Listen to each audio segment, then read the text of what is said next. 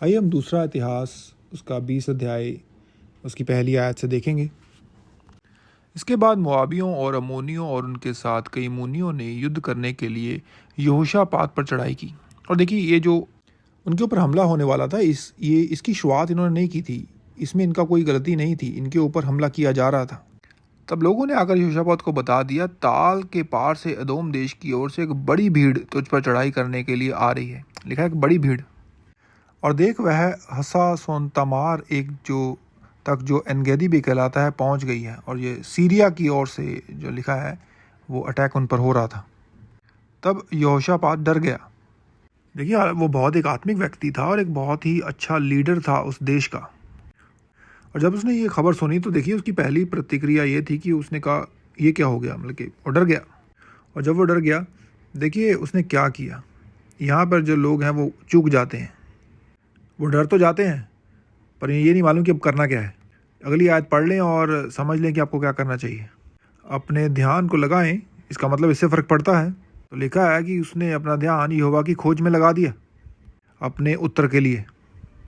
देखिए, मैंने कहा था, मैंने अपने किताब में भी लिखा था कि जो हर एक जो जीत है वो पहले आत्मिक क्षेत्र में प्राप्त की जाती है, उससे पहले कि आप उसको अपनी आँखों से देखें। हमेशा इसको पहले जीता जाता है आत्मिक क्षेत्र में, उसके बाद ही वो स्वाभाविक क्षेत्र में नज़र आती है। और उसने पूरे यहूदा में उपवास का प्रचार किया। उसने उपवास रखने की घोषणा की पूरे यहूदा में। मुझे इस साल के शुरुआत में एक सपना आया था और देखा मैंने अपने आप को और उस व्यक्ति को जो साथ में था, देखा उनको कि हम सब्जियों वाले सैंडविच खा रहे हैं। तो मैंने उससे कहा कि लगता है कि इसका अर्थ है हमें थोड़ा उपवास करना चाहिए। और जैसे ही थोड़ा समय बीता तो मैंने पाया कि वो बिल्कुल सही था, ऐसा ही था। आइए अगली आयत को देखते हैं। आगे लिखा कि जो यहूदी हैं वो इकट्ठे हुए, किस लिए? ताकि वो सहायता पा सकें सोशल मीडिया से, नहीं, ताकि वो सहायता पा सकें यहोवा परमेश्वर से। वरन वे यहूदा के सब नगरों से यहोवा से भेंट करने को आए। ख़ास चीज़ों के अलावा छोटी छोटी चीज़ें भी हैं जिनको मैं पॉइंट कर रहा हूँ यहाँ पर। वे दूसरे अलग अलग शहरों से भी आए। इसका मतलब वो उठे, उनको सफ़र भी करना था और कलीसिया पहुँचना था, क्योंकि वहीं वो गए थे जहाँ मंदिर था।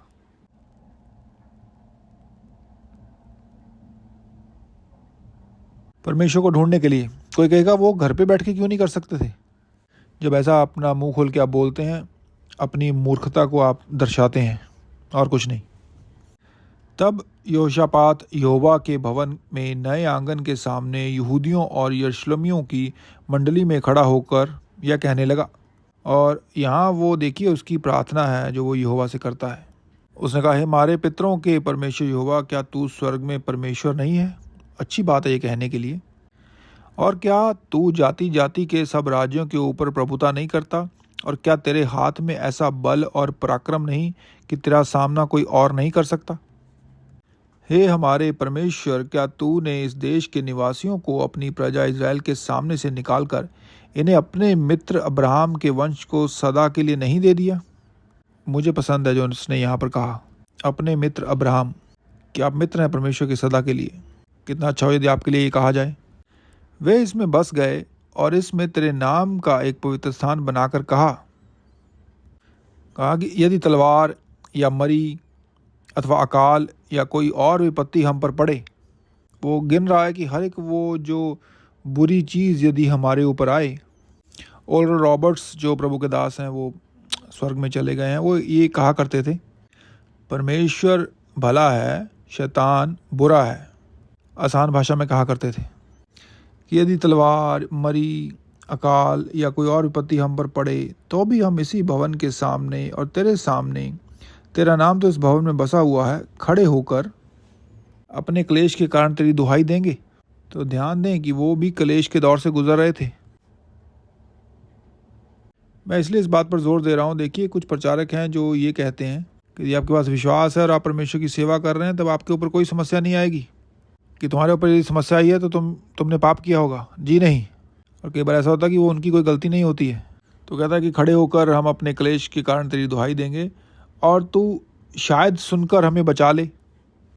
शायद परमेश्वर हम पर तरस खाए। जो लोग कहते हैं तो हमें नहीं मालूम, परमेश्वर अपनी मर्जी से सब कुछ करता है, क्या पता वो करेगा या नहीं करेगा। जी हाँ, वो कर सकता है, और जो वो कर सकता है उसने पहले से ही हमें बता दिया कि वो क्या कर सकता है।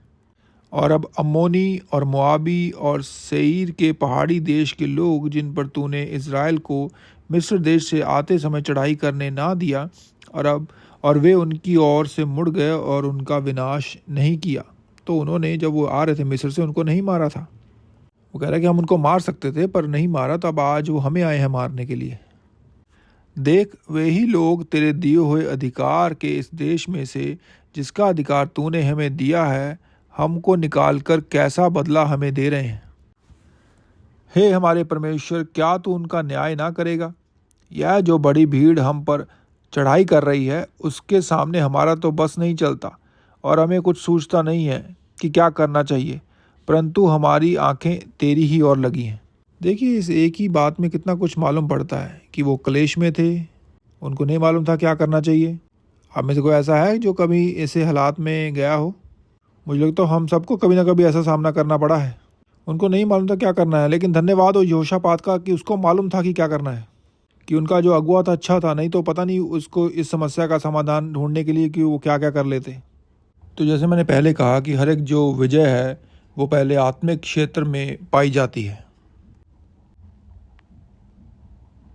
सब यहूदी अपने बाल बच्चों, स्त्रियों और पुत्रों समेत यहोवा के सन्मुख खड़े रहे। तब असाप के वंश में से यहजीएल नामक एक लेवीय, जो यकर्या का पुत्र और बनिया का पोता और मतनिया के पुत्र येल का परपोता था, उसमें मंडली के बीच यहोवा का आत्मा समाया। हम देख सकते हैं कि परमेश्वर का आत्मा वहाँ पर बोला, और यहाँ पे ध्यान रखिए कि वो पवित्र आत्मा से उभारे जाने के द्वारा बोल रहा है यहाँ पर। तब वह कहने लगा, हे यहूदियों, हे यरूशलेम के रहने वालों, हे राजा यहोशापात, तुम सब ध्यान दो। यहोवा तुमसे यूँ कहता है, तुम इस बड़ी भीड़ से मत डरो, तुम्हारा मन कच्चा ना हो, क्योंकि युद्ध तुम्हारा नहीं बल्कि परमेश्वर का है। तो आगे ज़रा सुनिए, क्योंकि यहीं पे है जो मसीही लोग इसको मिस कर जाते हैं। अभी उसने कहा कि देखिए, युद्ध तुम्हारा नहीं है, युद्ध परमेश्वर का है। पर अगली आयत में वो उनको कहता है कि जाओ कल वहाँ पर। देखिए, युद्ध तुम्हारा नहीं परमेश्वर का है, पर इसका अर्थ यह नहीं कि आपको अपना हिस्सा नहीं करना पड़ेगा, या आपको सामना नहीं करना पड़ेगा, या खड़ा रहना नहीं पड़ेगा। वो कुछ भी हो सकता है, मैं नहीं जानता, सब हर एक के लिए वो अलग अलग होता है। कल उनका सामना करने को जाना, देखो वो शीश की चढ़ाई पर चढ़े आते हैं। देखिए, परमेश्वर के आत्मा ने ये भी बता दिया कि वो कहाँ से आएंगे। तो आप मुझे बताइए, आप क्यों अपना जवाब जो है पवित्र आत्मा को छोड़कर अलग अलग तरीक़ों से ढूंढने की कोशिश कर रहे हैं? क्यों बताइए? उसका नाम सत्य का आत्मा है।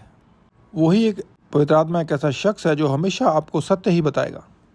मैं YouTube पर एडवर्टाइजमेंट देखता हूँ और फिर मुझे गुस्सा आता है कि ये कितना बड़े झूठे ये लोग हैं, झूठ बोलते हैं। सिर्फ इस प्रकार करो, फिर ज़िंदगी में तुम्हें कभी सर दर्द नहीं होगा। और एक जो आपको मैंने पहले भी दिखाया था, वो दोबारा मुझे दिखी YouTube पर। इस प्रार्थना को आप सुबह 3 बजे करें और परमेश्वर आपकी सुनेगा। और मैं सोचता हूँ कि कौन होगा वो मूर्ख कि क्या वो दोपहर के 3 बजे मेरी नहीं सुनेगा, कि मुझे सुबह 3 बजे उठना पड़ेगा तभी वो मेरी सुनेगा। और इतनी बड़ी पागलपंती चल रही है, और यही लोगों के ऊपर थोपा जा रहा है इंटरनेट पर, कह लीजिए आजकल की मॉडर्न कलीसिया के द्वारा। मेरे कहने का अर्थ यहाँ पर यह है कि जो परमेश्वर का आत्मा है वो कभी आपसे झूठ नहीं बोलेगा, वो सत्य का आत्मा है। वो हमेशा आपको जिस हालात में आप गुजर रहे हैं उससे बाहर निकलने का रास्ता ही दिखाएगा। वो कभी नहीं चाहेगा कि आपको दुख मिले, आपका नुकसान हो, आप नाश हो, क्योंकि यही उसका चरित्र है। यदि वो ऐसा ना करे तो वो एक अच्छा पिता नहीं ठहरेगा।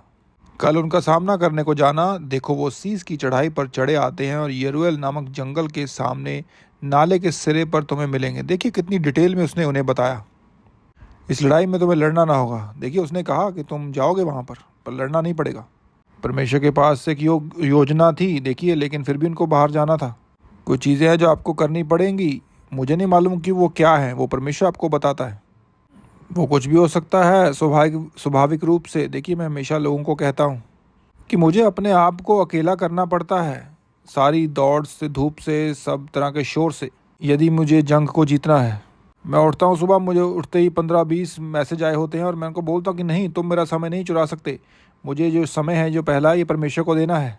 और देखिए, मर्फी इस बात का गवाह है, जब मैं बिज़नेस में भी था तब भी मैं ऐसा ही करता था कि तुम मेरा समय नहीं चुरा सकते। मैं अपने ऑफिस में जाता था, दरवाजे को बंद करता था और परमेश्वर के साथ समय बिताता था। ये मेरी रूटीन थी, हर सुबह, एवरी सिंगल मॉर्निंग, हर रोज़ की सुबह। जब मेरा हो जाता था परमेश्वर के साथ समय, फिर मैं बाहर आता था।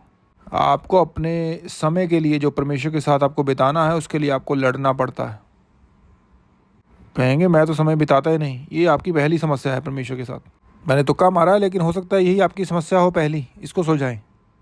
इस लड़ाई में तुम्हें लड़ना ना होगा। हे यहूदा और यरूशलेम, ठहरे रहना, खड़े रहकर यहोवा की ओर से अपना बचाव देखना।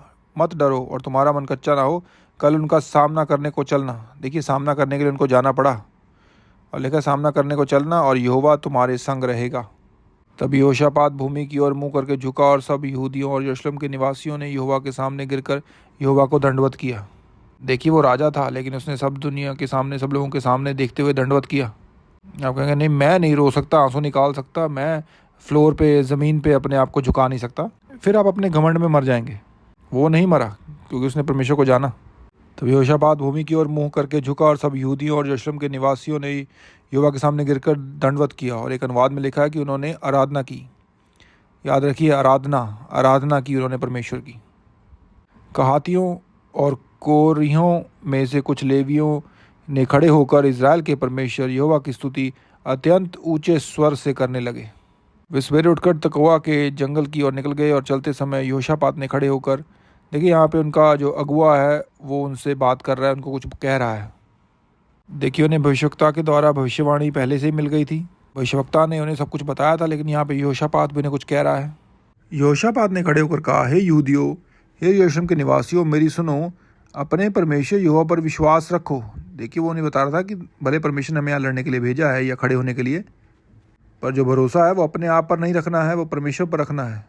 मेरी सुनो और परमेश्वर यहोवा पर विश्वास रखो, तब तुम स्थिर रहोगे। उसके नबियों की प्रतीति करो, तब तुम कृतार्थ हो जाओगे या सफल हो जाओगे, कह लीजिए।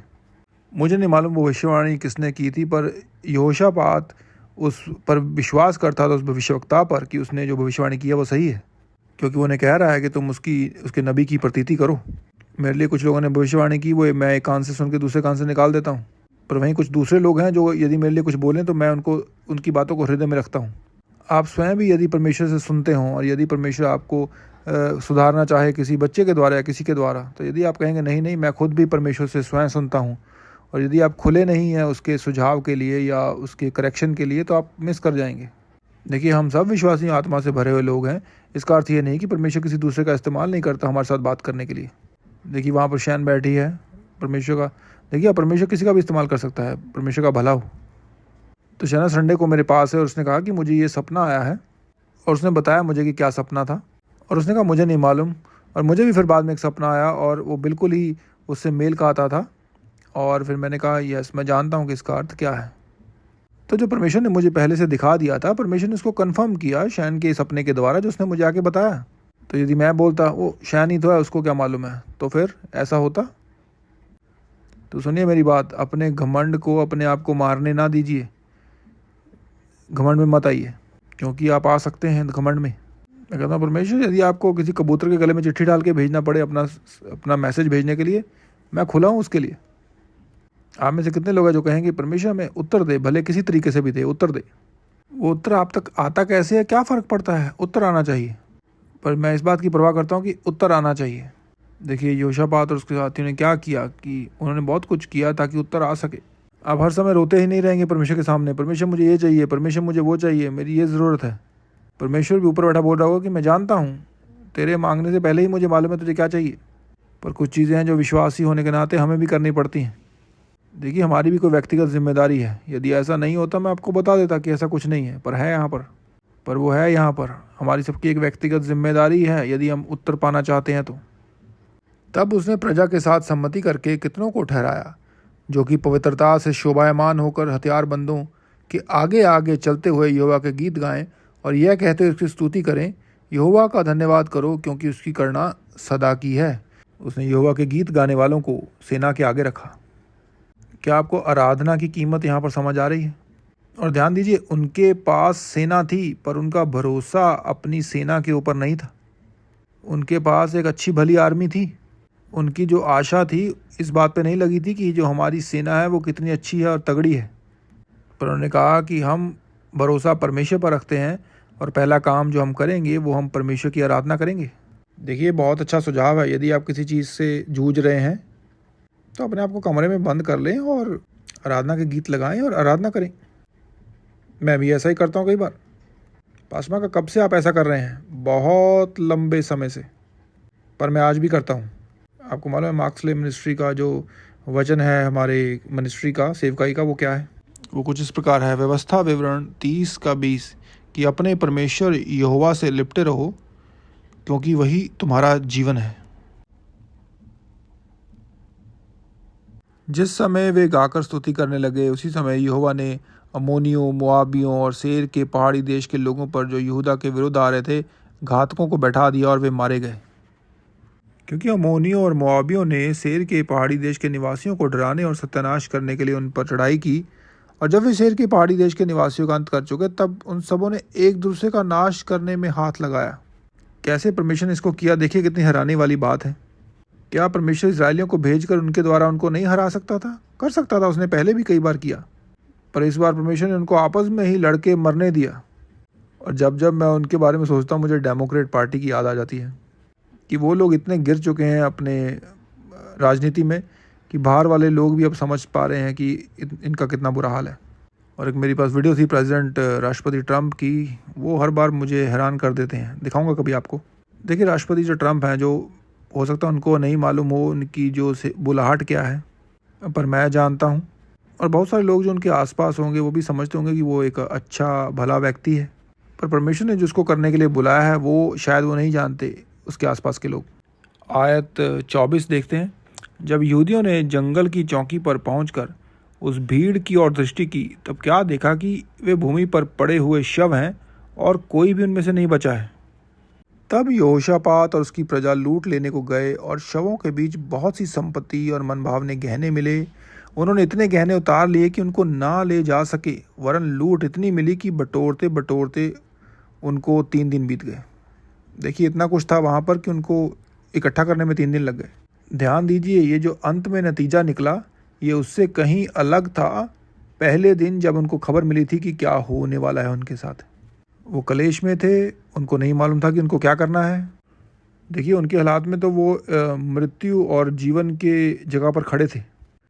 उनको नहीं मालूम था कि क्या करना है, लेकिन जो नतीजा निकला आखिर में वो आपने देखा। वो कैसे पहुँचे वहाँ तक। देखिए, उन्होंने आराधना की, उन्होंने परमेश्वर के पवित्र आत्मा को सुना, परमेश्वर को ढूंढा सबसे पहले। उन्होंने अपनी ताकत और अपनी बुद्धि से उनको खोजने की कोशिश नहीं की। देखिए, यदि आप अपनी बुद्धि से सफल होने की कोशिश कर रहे हैं, कोई फ़र्क नहीं पड़ता कि आप कितने बुद्धिमान हैं, आप नहीं कर पाएंगे। नहीं, यदि आप एक विश्वासी हैं तो नहीं कर पाएंगे। यहोशापात कितना बुद्धिमान था, आपने देख ही लिया। वो एक देश का अगुआ था। देखिए, वो मूर्ख तो नहीं होगा, पर यहाँ वो अपने मुंह के बल यहोवा के सामने गिरा हुआ था, अपनी पूरी प्रजा के सामने। आज के लिए काफ़ी है।